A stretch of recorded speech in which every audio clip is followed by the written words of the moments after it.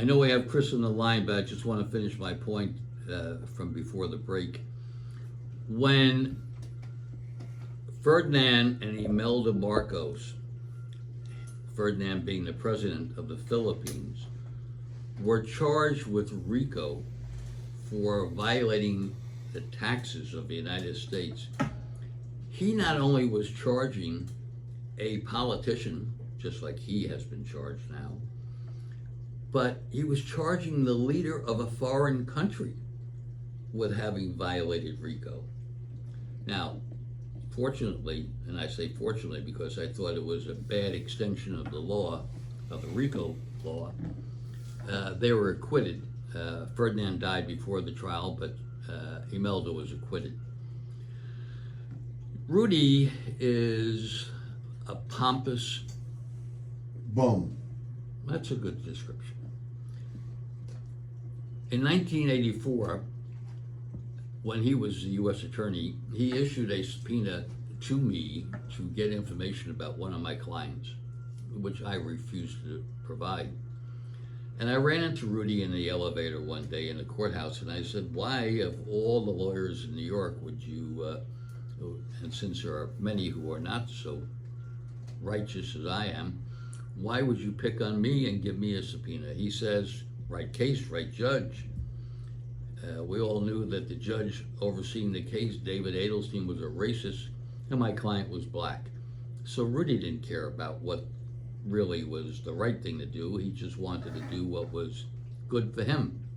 In the end, I won out in that circumstance. But that's Rudy. He's become totally unhinged. I mean, he was always bad, but totally unhinged. The texts and recordings in the civil lawsuit by the woman who worked for him demonstrate his ego and skullduggery. And when he appeared before the Georgia Senate recently, he played a videotape that he said showed election workers pulling suitcases of suspicious ballots from under a table to be secretly counted after Republican poll watchers had left for the night. And he accused two black workers, a mother and daughter named Ruby Freeman and Wandrea Moss, of passing a suspicious USB drive between them, like vials of heroin or cocaine, he said. Now, investigators later determined they were passing a mint, and Giuliani has recently admitted in a civil lawsuit that the two women brought against him that everything he said about them was false. But on that note, Chris, what's up? Good.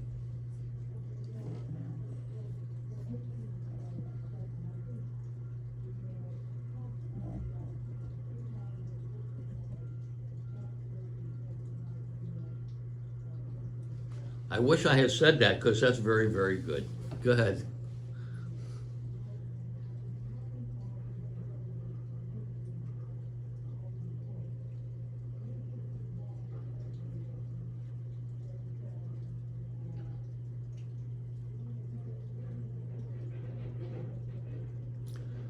We are, and frankly, I know that in Trump's mind, vengeance is his, not the Lord's. Or maybe he thinks he's the Lord. But there was no reason for him to try to strike that pose that he did in the mugshot. And then he's made $7.5 million that we know of from selling mugs and t-shirts with that photo on it.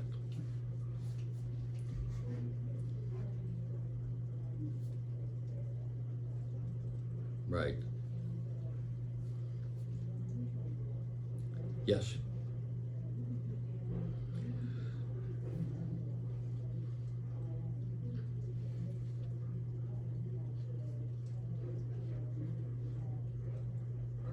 No doubt.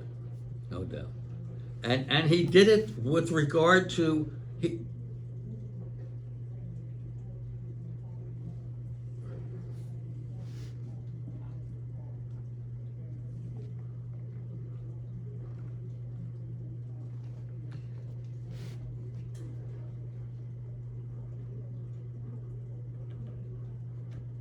Yes.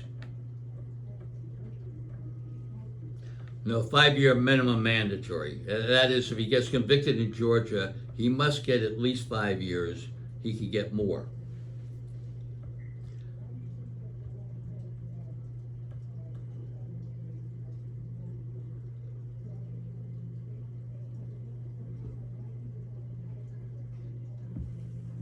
Okay, well, they're really exposed to a 20-year in Georgia. But here's why Mark Meadows and the others want the Georgia case to be in federal court. In the current state prosecution, it's in Fulton County. Fulton County is probably 80% minority. If they can get it into the federal court, which is the Northern District of Georgia, they get to pick a wider jury pool that includes the white suburbs of Atlanta. So they will get more prospective people who are Trump supporters. That's the reason they want to go in the federal court. Now, Mark Meadows, unfortunately for him, I think, when he testified yesterday or the day before yesterday, to try to convince the judge, the federal judge, Steve Jones, to take the state case and put it up in the federal court, remove it to the federal court, had to admit everything that he did that he's accused of doing in the indictment. So if he doesn't win this motion, he's dead, theoretically, in the criminal trial because he's admitted to all the allegations. So,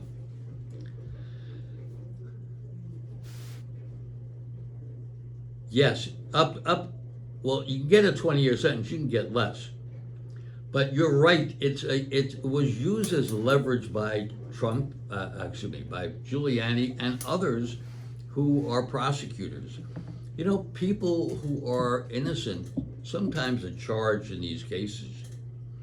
And because their lawyers tell them, listen, if you get convicted, you're going to do 20 years or 15 years. But if you plead or you cooperate with the government, maybe you can walk away from this. People fold under the pressure of paying the lawyer and potentially going to prison for a lengthy time.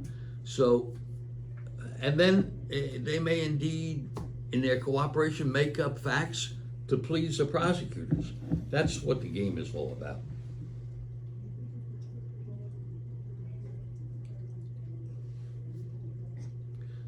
I'm sorry, say again?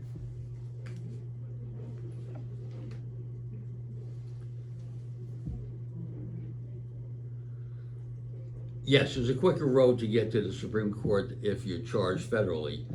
If you're convicted in a federal case, there are rules in effect. You're allowed X amount of days to appeal, 14 days, to appeal to the Court of Appeals, which is the court above the trial court.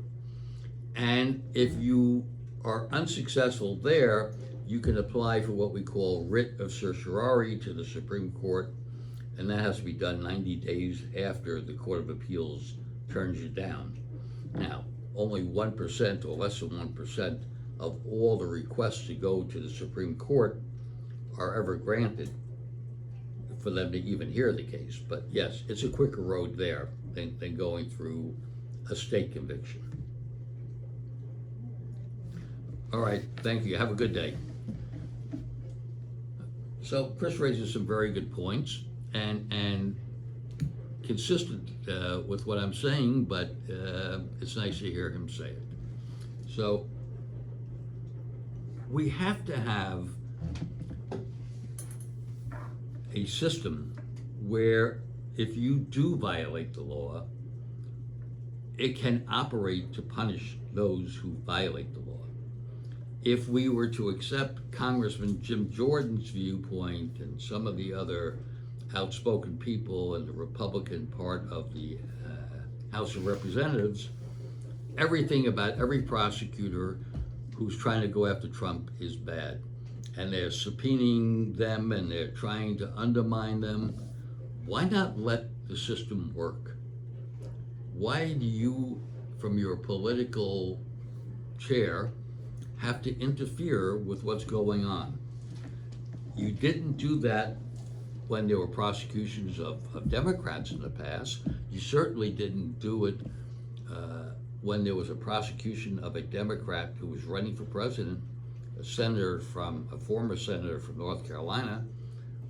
So it's all about the politics. It's all about the donkey and the tiger.